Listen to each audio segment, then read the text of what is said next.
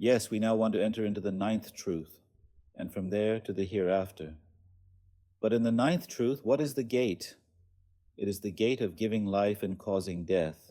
Baba ihya ve imate. The ninth truth is the gate of giving life and causing death. Yes. What did it mean? Gate. Babi means gate. For instance, to pass from one room to another, what do? You open the door and pass through, right? We want to see the hereafter from this world. We want to go to the hereafter with our minds, with our thoughts. We need to pass through a gate. The gate that is in the universe, what will we look at? Where will we look? We will look at giving life and at causing death. If we look at the reviving of the earth in the spring and at its death in the winter, it seems we can see the hereafter from there. What he calls Bab, what he calls gate, is that is giving life, Ihya, meaning there is a giving of life in the universe with the name Muhyi, the giver of life.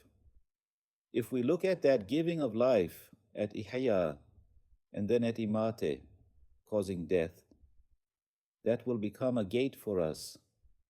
We will pass through there and then find the hereafter. It is a manifestation of the names Hayy, the ever-living, and al-Qayyum, the self-subsisting, Muhyi, the giver of life, and al-Mumit, the giver of death. It is a manifestation of the names of the ever-living, the self-subsisting, the giver of life, and the giver of death. Now, the giving of life in the universe, for instance, spring will come now, right? The trees will come to life, leaves will emerge, flowers will emerge, fruits will grow, right? The trees will come to life. That is, flowers, butterflies, insects, animals, and so on. We will see such a manifestation of the name Muhyi, won't we? It is a manifestation of the names of the ever-living, the self-subsisting, the giver of life, and the giver of death. That is this coming of spring in the universe, the reviving of the earth.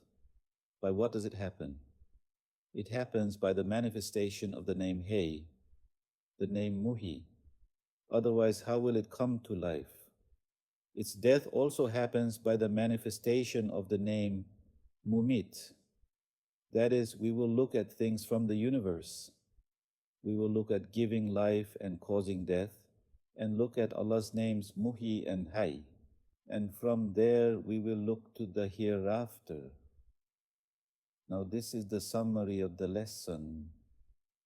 The introductory parts are the summary. Now our Master will open this up in detail.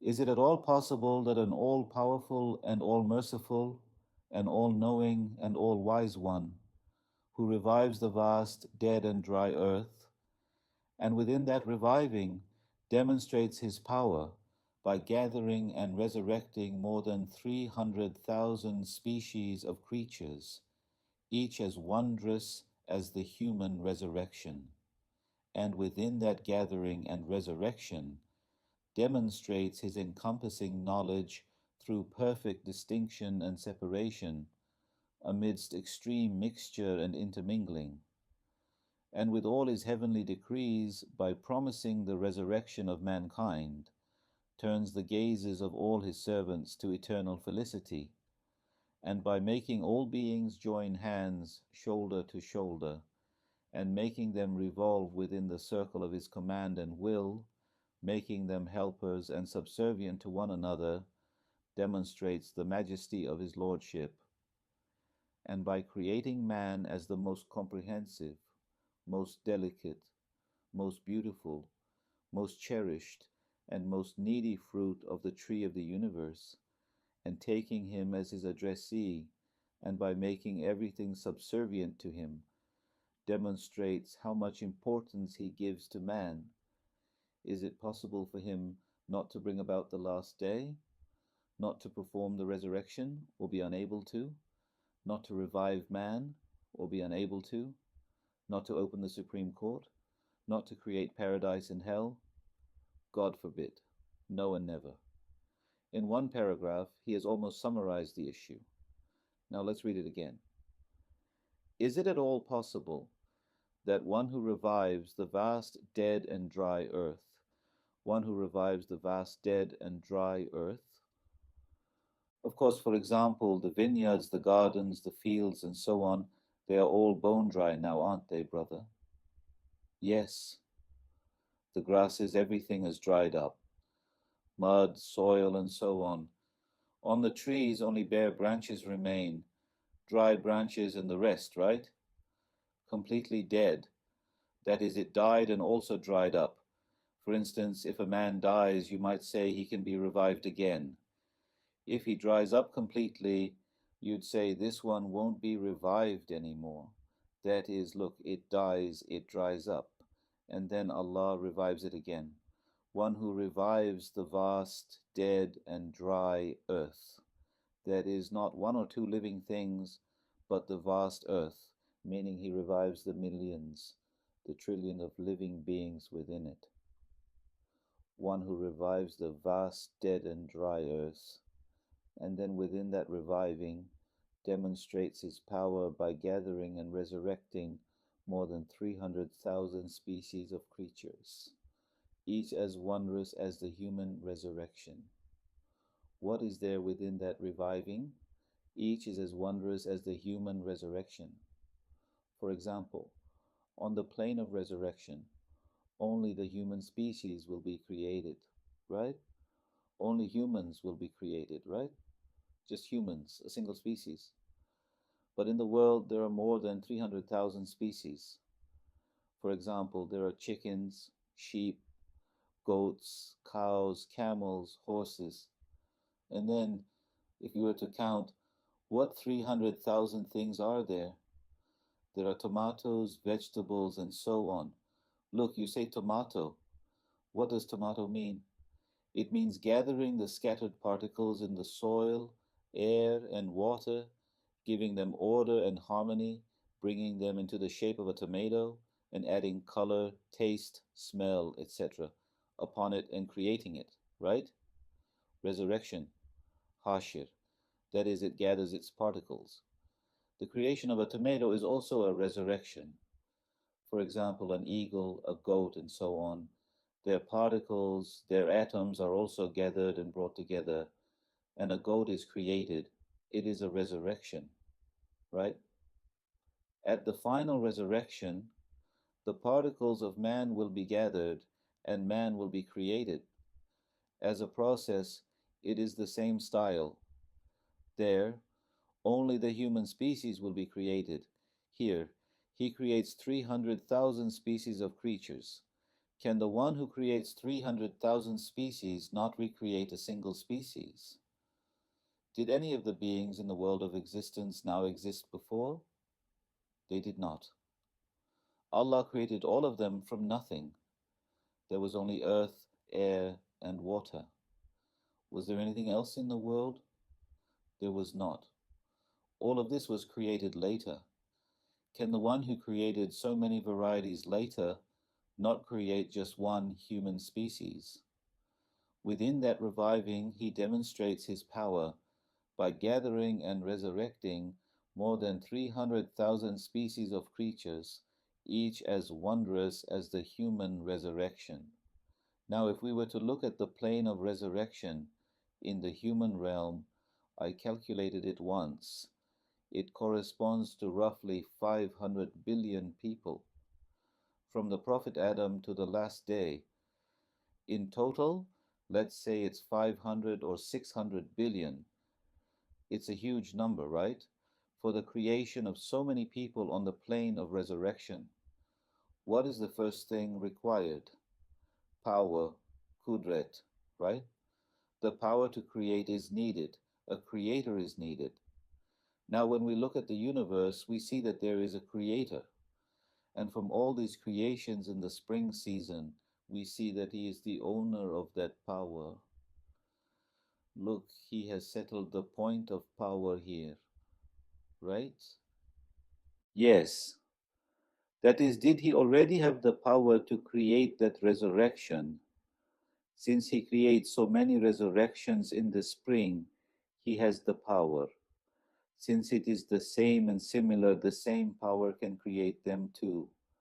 For example, can the one who creates a goat not create a sheep? Can the one who creates a sheep not create a cow? Similar things. Can the one who creates a cow not create a human? It's almost the same, right? Therefore, can he create people there? He has already created people here anyway. We are all the result of a resurrection right now. That is why it's now time. He first settled the matter of power. Then, and within that gathering and resurrection, demonstrates his encompassing knowledge through perfect distinction and separation amidst extreme mixture and intermingling. For instance, let's take a handful of soil, a handful of seeds. If we were to dig a pit and throw hundreds of different seeds of different plants and herbs into it, all of them would be brought out from there with their different properties, features, and distinct qualities, right? For example, if it's a violet, a carnation, mint, or thyme, it means, look, within those seeds, inside the kernel of each seed, there's that cell, and in that cell's DNA, RNA, there is information coded into the chromosome, right? It means God Almighty knows all of them, sees their properties. He creates them all accordingly, right? He has encompassing knowledge. He knows and reads all their properties. He creates accordingly. The ability to create and to create each one separately according to its properties, what does that show? His encompassing knowledge. On the plane of resurrection, he will create me perfectly, but there are so many people. He might have forgotten me. He might not remember me. God forbid, it's not like that. In the knowledge of God Almighty, all the information about all of us is present in his knowledge. He has encompassing knowledge, just as he creates so many different creatures in the world without mixing them up. Since they are all in his knowledge, he has thus shown his encompassing knowledge in this way, right? And within that gathering and resurrection demonstrates his encompassing knowledge through perfect distinction and separation amidst extreme mixture and intermingling. Okay. He has the power to create. He also has the knowledge. He knows what he will create and how. But has he wanted to create? Does he want to? Right? Has he promised such a thing? Has he informed of it? And with all his heavenly decrees, by promising the resurrection of mankind, turns the gazes of all his servants to eternal felicity in all heavenly decrees. For example, what was said about the Quran? Was it that 1/3 of the Quran speaks of the resurrection, right? 1/3. It means it speaks of the resurrection with thousands of its verses. Would he speak of something he will not do? He will do it, right? If he speaks of it thousands of times, he will do it. And he promises, with all his heavenly decrees, by promising the resurrection of mankind. I will create you again. I will bring you to my presence, right? I will give reward. I will give punishment. There are many such verses. By promising the resurrection of mankind, turns the gazes of all his servants. What does that mean? The gazes of all his servants. For instance, our gazes, our interest, our attachment is to this world, let's say. God Almighty, by speaking of paradise, draws our interest there. Look, I have prepared such paradises for you, he says. There are such palaces, he says. Some palaces, he says, hang in the air like clouds. Their owners, he says, will fly in and out like birds. He awakens in us a yearning for it. He awakens eagerness, right? He says, try to earn that place. He promises, he encourages, This means he will create it, he will prepare it, so that he may attract us there. So it means God Almighty wants to create. He promises that he will create. He has the power to create. He also has the knowledge. And by making all beings join hands, shoulder to shoulder, and making them revolve within the circle of his command and will, making them helpers and subservient to one another, demonstrates the majesty of his Lordship. For instance, he can create us here too. He can create all people. But is the place we call paradise composed only of people? Look, we live in this world, but he has created a realm for us to live in, right? He hasn't just created us. It means he showed that he can create man there. And he also needs to show that he can create paradise, a great realm like paradise. Not just us. He shows this here by creating this entire universe, the visible world, and then managing it. The one who created this universe in this way can also create paradise. This is an example for that. He shows it.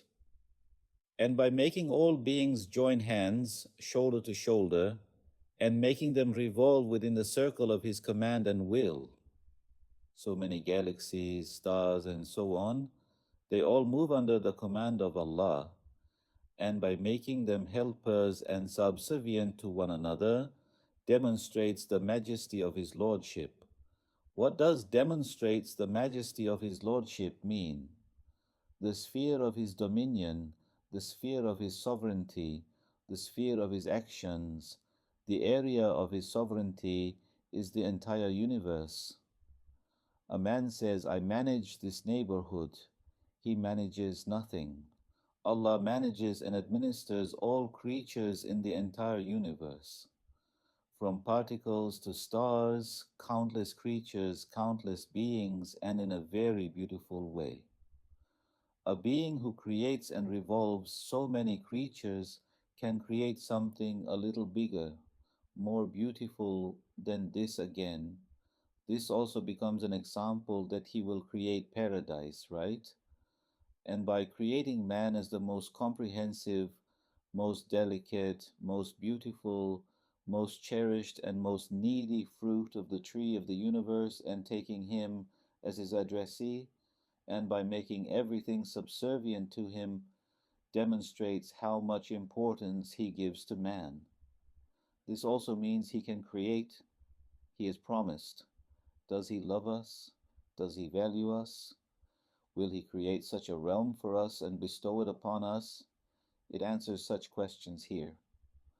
Look how he has created us here. Man is the most comprehensive fruit of the tree of the universe. There is no being more perfect than man in this universe. Trees are perfect, animals are perfect. But the most comprehensive, the most content rich, the most equipped with faculties is man. Giving man so much shows that he values man.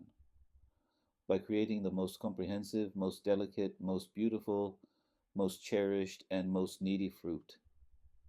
For instance, cherished, needy.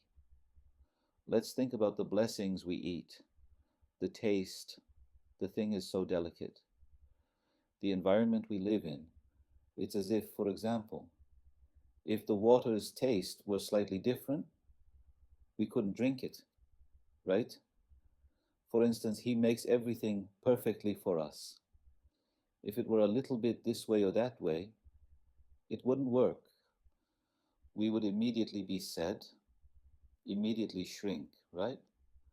For example, we are delicate, our beauty, the fact that he takes our whims, our needs into account, so to speak, and makes everything perfectly for us, shows that he values us. And he doesn't say, this is just business. He doesn't say, eat it this way. By creating the most delicate, most cherished, most beautiful, most cherished, and most needy fruit, and taking him as his addressee. This is how in the Quran he addresses people with, O mankind. He doesn't say, O creatures. He says, O people. He addresses us. He takes us as his addressee. By taking him as his addressee and by making everything subservient to him, he makes everything subservient to us. You extract oil from the ground, you process it as you wish. You extract iron, you process it as you wish. You cut, shape, polish, and use minerals. You can interfere with his creatures as you wish. God Almighty has given you permission. What does this show again? That he values man, that he holds him in high esteem. Would God Almighty throw a man to whom he has given so much value, such a unique man, into the ground and turn him into dust? Would he ever? By making everything subservient to him, demonstrates how much importance he gives to man. Is it at all possible that an all-powerful and all-merciful and all-knowing and all-wise one would not bring about the last day, not to perform the resurrection or be unable to? For instance, not bring the last day. He will bring it because he values not perform the resurrection or be unable to. Not perform, he wants to perform it. He shows it. Being unable is not an option. He shows his power. Not to revive man or be unable to, not to open the Supreme Court, not to create paradise and hell. God forbid, no and never. He can create. He will create, right? When we think according to the sentence above, now he is opening up that sentence a little more. Now that is, in the treatise on resurrection, the first sentence is the full summary, then the paragraph is a bit of its expansion, and the paragraphs after that are the expansion of that paragraph. Yes, the glorious disposer of this universe creates many examples, samples, and signs of the great resurrection and the plane of the last day in this narrow temporary face of the earth, in every century, in every year, in every day. Yes, the glorious disposer of this universe, the glorious disposer of this universe, in every century, in every year, in every day, on this narrow temporary face of the earth, of that great creation, the second creation, the resurrection, both of it, and of the last day, the plane of the last day.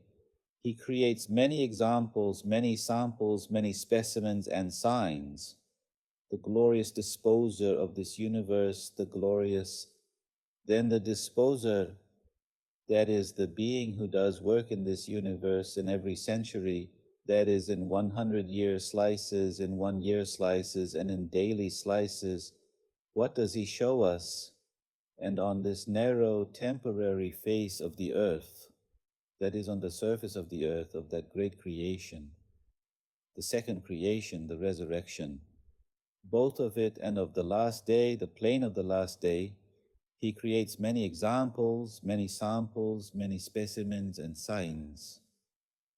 There are, for example, in the spring resurrection, we see that the spring resurrection, the spring resurrection comes in the spring. That's why I read this lesson, so that we can see this in the coming of the spring.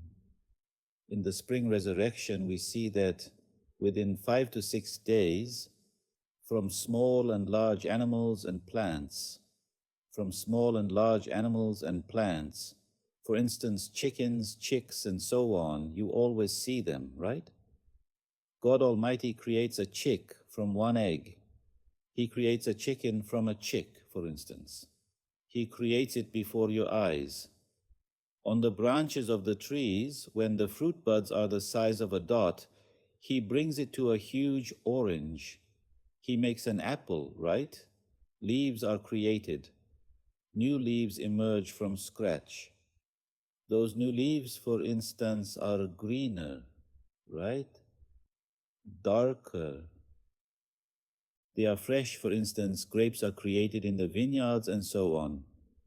That is, there is such a new creation anew. From small and large animals and plants, He gathers and resurrects more than 300,000 species. He revives and restores the roots of all trees and grasses, and some animals identically. Others He creates in the form of a likeness to the degree of identity. For instance, you slaughter and eat the chickens. The other chickens are the same. Even if they are not exactly the same, there is not much difference. In the form of a likeness to the degree of identity, that is, He doesn't create the same chicken again, but creates another chicken. It's considered the same. He creates it in the form of a likeness. Some He revives identically. For example, bears and such hibernate in the winter, or for instance, flies and such. He kills them and revives them again. That is identical revival. And for the others, He revives them by creating their likenesses. Whereas the seeds, which differ very little materially, are so mixed up.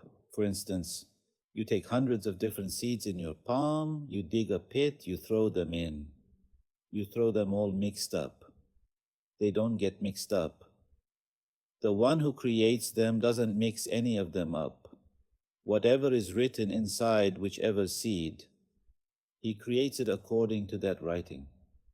Those seeds, which differ very little materially while being so mixed up, are created with perfect revival, perfect distinction and identification, with such speed, vastness, and ease. You look in the evening, the salad is this big. You come in the morning, it's created this fast, that is, it's created swiftly. And it doesn't matter how wide your field is. If you want, you can make the entire surface of the earth a cucumber field. God Almighty still creates vastness and also ease. You see that it is created very easily, that the Creator creates easily, that it is created with ease within ease, with perfect order and balance, whatever order and harmony God has given it. Within that order and harmony, within that balance, within that measure, it is revived in 6 days or 6 weeks. Is it at all possible that anything could be difficult for the being who does these things? That He could not create the heavens and the earth in 6 days? That He could not resurrect man with a single cry? God forbid. So, the thing to understand the resurrection is to see the power of the being who will create the resurrection. And to see that power, you must look at the spring. If you see what He does in the spring, you will see His power. I wonder if a miracle-working scribe were found who could write 300,000 books whose letters were either corrupted or destroyed on a single page, without mixing them up, without error, without fault, without defect, all together in a most beautiful form in 1 hour, and someone were to say to you, this scribe will rewrite from memory in 1 minute your book which he himself composed and which fell into the water.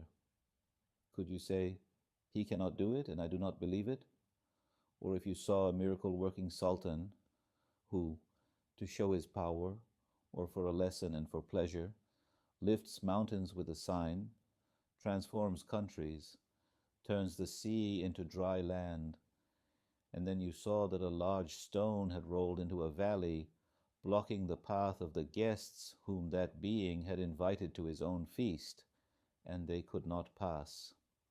If someone were to say to you, that being will lift or break that stone with a sign, no matter how big it is, and will not leave his guests stranded on the road. If you were to say, he will not lift it, or he cannot lift it, he lifts mountains, he transforms countries, he cannot lift a stone that is rolled into a valley, he will not lift it, he has invited his guests, it has blocked the path of his guests, He would both want to lift it and be able to lift it. Or if a being were to form a great new army in one day, this is a very good example. A being in one day, all the examples are beautiful. A being in one day were to form a great new army. A being creates an army from scratch, brother. Let's say he creates an army of 100,000. From scratch there is no army. He calls people from the villages and towns, gathers them, clothes them, feeds them, gives them drink, equipment, etc., training, instruction. He brings it to the state of a completely perfect army. He does this in one day.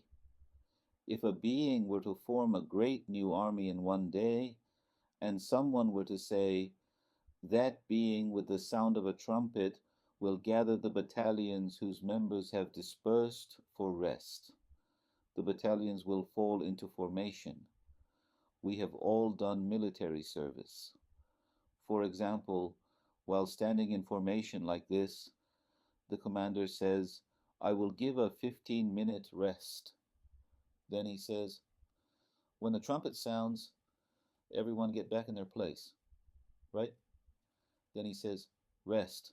You disperse, you sit, you go a little forward, you lie down, and so on. 15 minutes later, the moment the trumpet sounds, everyone immediately gets back in their place. They fall into formation, right? Can he do this? He has formed the army. He has formed the army from nothing. Can he not gather the dispersed army? He can. If someone were to say, that being with the sound of a trumpet will gather the battalions whose members have dispersed for rest, the battalions will fall into formation. And you were to say, I do not believe it, you would understand how madly you are acting. Now, if you have understood these three parables, look, the pre-eternal inscriber before our eyes turns the white page of winter and opens the green leaf of spring and summer, and on the page of the face of the earth he writes more than 300,000 species with the pen of power and destiny in the most beautiful form, right? He writes more than 300,000 species with the pen of power and destiny in the most beautiful form. However many animals, however many trees, however many of that one flower or insect there are, they are all written with the pen of power, with the pen of destiny. On a single page within each other, they do not mix. They are written together, they do not hinder each other. Their forms are separate from each other. He never makes a mistake. He does not write incorrectly. Yes, can it be said of the all-wise being who records and preserves the soul program of the largest tree in the smallest seed like a dot? How does he preserve the souls of the deceased? And can it be said of the all-powerful being who spins the globe of the earth like a sling stone? He says our world revolves around the sun, right? If you say it revolves, if you explain it like that in schools, it falls into nature and coincidence. You must say, the one who spins, the all-powerful being who spins the globe of the earth like a sling stone. That is, if you say God Almighty, the owner of power, spins this, then you will have expressed the truth. Can it be said of the all-powerful being who spins the globe of the earth like a sling stone, how will he remove or scatter this earth on the path of the guests going to the hereafter? And can it be said of the Lord of Majesty, who creates armies by recording and placing the atoms with the command of be and it is in perfect order in all the battalions of the bodies of all living beings? For example, what does the creation of an eye mean? The creation of the lens in the eye, its inside, its outside, its membrane, its nerve, its muscle, etc. It is said to be created from 40 parts. It means the separate creation and assembly of its 40 parts, right? Within those parts of the eye, there are also tissues. From the tissue, there are inner cells. Inside the cells, there are many smaller parts, and under them, molecules, atoms, etc. Or after having dominion over the atoms, when you give them all order and harmony and bring them together, you have created the eye, you have created the other eye, you have created all the limbs and organs in this way. When they are combined, you have created man. Right, God Almighty? You can think of it like this, starting from its foundation of particles. The Lord of Majesty, who creates armies by recording and placing the atoms, the particles, with perfect order, with the command of be, and it is, who has dominion over the particles. Can it be said that he cannot gather with a single cry the essential particles and original components that have become acquainted with each other by entering the order of the body, which is like a battalion? For example, acquainted with each other. For instance, a carpenter is making a table, a chair, something. He has wood, but their parts, for example, do not fit each other. He makes them fit. He makes the joints fit together perfectly. He adjusts, planes, and sands them, making them acquainted. He has made them acquainted. He has made the table. Then when he disassembles it, they are already acquainted. So reassembling it, for example, things are sold now. You buy a table, a chair. It comes to you from the factory disassembled. With your familiarity, you can assemble it right away. That is, all these particles are already acquainted. They have already been brought to one place. Man has been created. He will be disassembled again and reassembled again. That is, the difficult part has been done. Can he not do the easy part? He can. Can it be said, how can he gather with a single cry the essential particles and original components that have become acquainted with each other? And similar to this spring resurrection, in every epoch of the world, in every century, even in the alternation of day and night, even in the atmosphere and air, in the creation and annihilation of clouds, similar to this spring resurrection, in every epoch of the world, in every century, even in the alternation of day and night. Look, he creates the day, brings about its doom, creates the night, brings about its doom, creates the day. The alternation of day and night, even in the atmosphere and air, in the creation and annihilation of clouds, for instance, in a cloudless sky, you look, and Allah has created the clouds.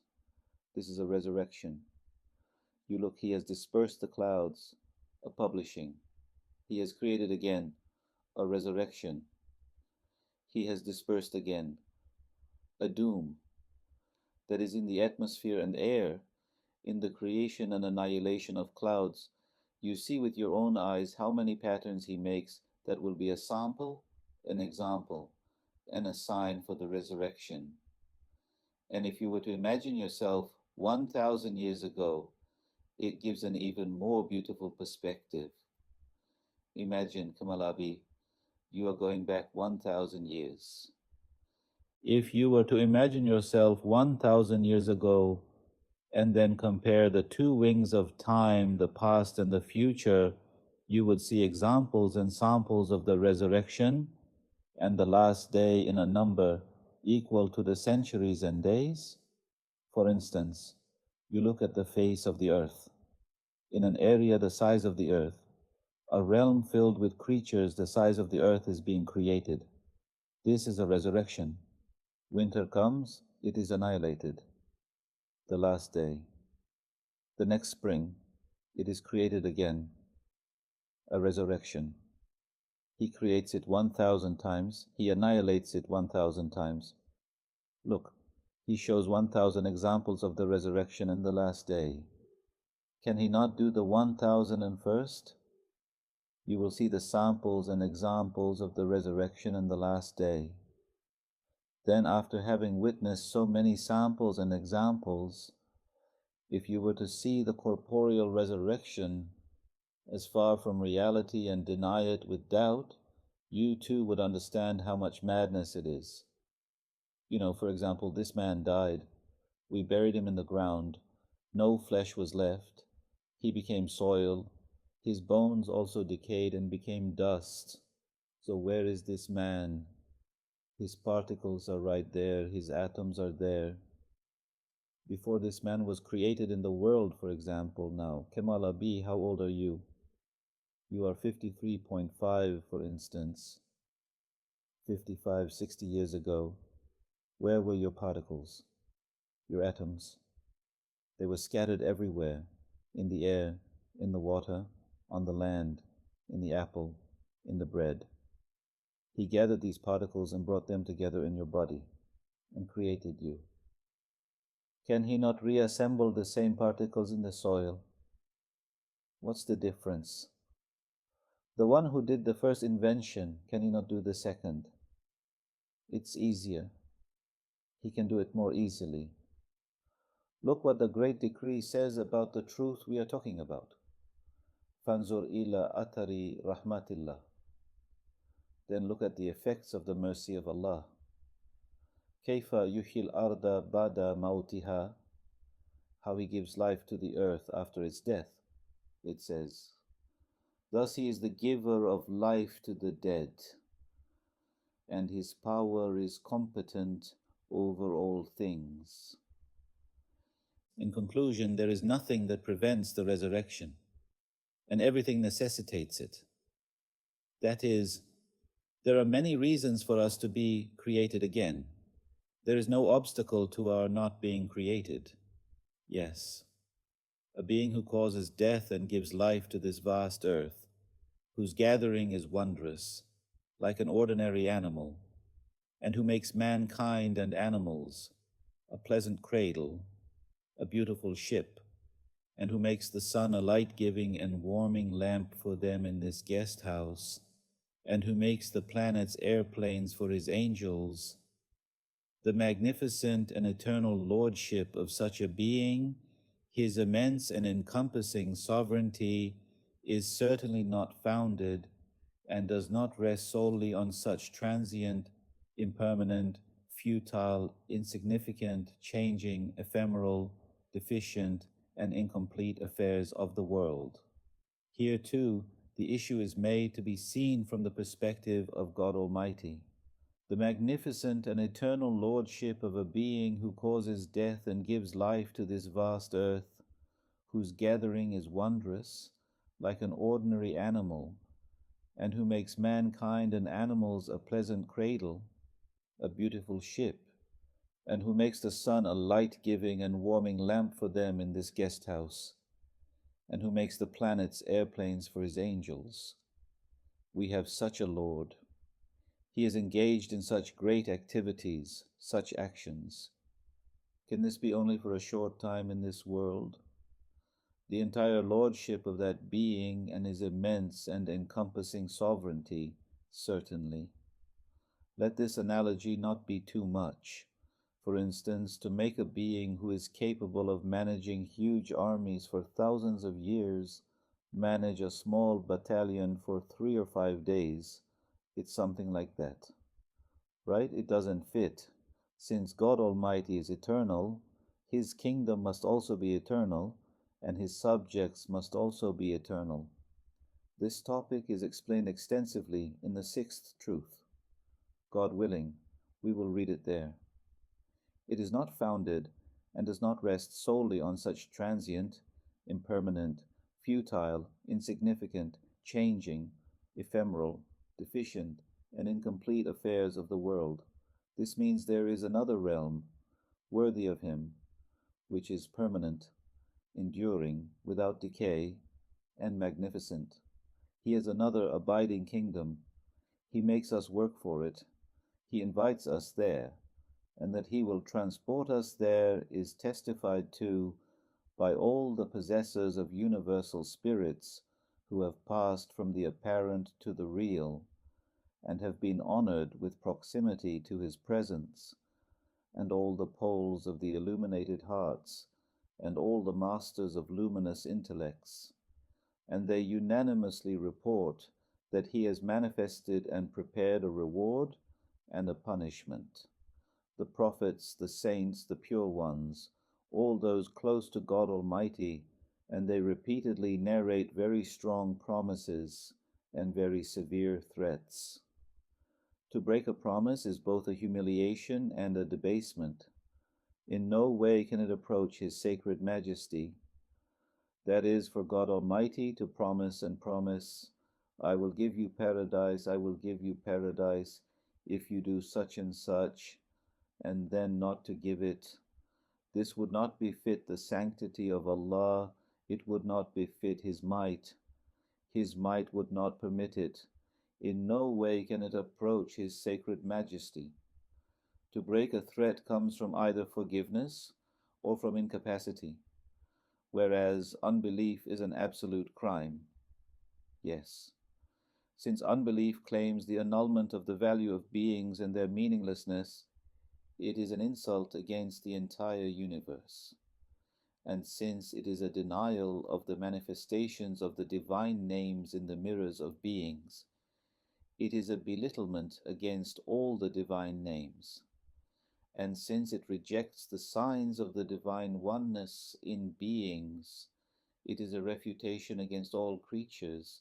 It corrupts the human potential in such a way that it loses its capacity to accept righteousness and good. And it is a great injustice that is a transgression against the rights of all creatures and all the divine names. Thus, the protection of these rights and the incapacity of the unbeliever's soul for good necessitate the non-forgiveness of unbelief. Indeed, associating partners with Allah is a great injustice, expresses this meaning. Unbelief is not capable of being forgiven. The all-powerful Absolute, however, is free from and sanctified above incapacity, and the witnesses, the reporters, although they are different in their paths, their dispositions, and their schools of thought, are completely united on the essence of this matter. In number, they are at the degree of mass transmission, tawatur.